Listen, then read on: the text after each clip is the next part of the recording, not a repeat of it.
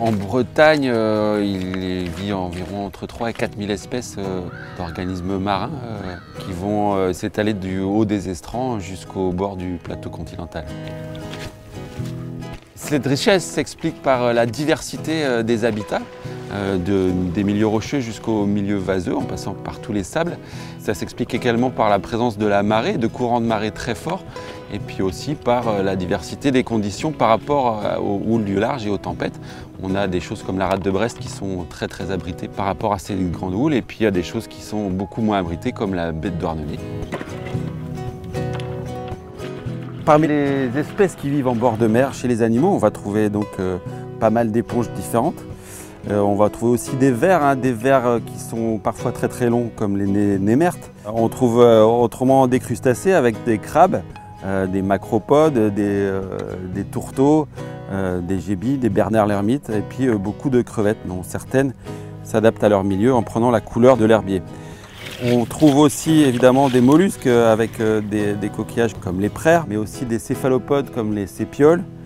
Et il y a aussi bien sûr toute une gamme de bigorneaux, dont le bigorneau perceur. Après, on va tomber sur des étoiles de mer ou bien des ophures. Et puis il y a aussi toute une gamme de poissons qui vivent dans l'herbier et sur l'estran, comme par exemple les cygnates ou les gobies. Aujourd'hui, les écosystèmes marins bretons se portent pas si mal que ça, et hormis dans certains endroits très précis. Il y en a qui se sont améliorés grâce à des mesures de gestion, je pense au bassin nord de la rade de Brest.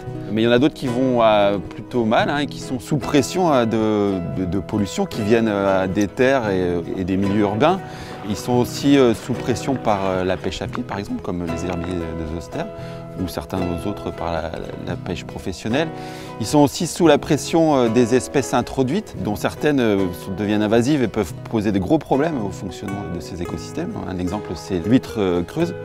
Et enfin, il y a quelque chose qui dépasse tout ça, c'est le réchauffement climatique aujourd'hui, qui aura des conséquences sur la distribution des espèces et même sur la survie de certaines d'entre elles, en particulier à travers l'acidification des océans. Pour assurer leur conservation, ce qu'on peut faire, c'est essayer de protéger les habitats.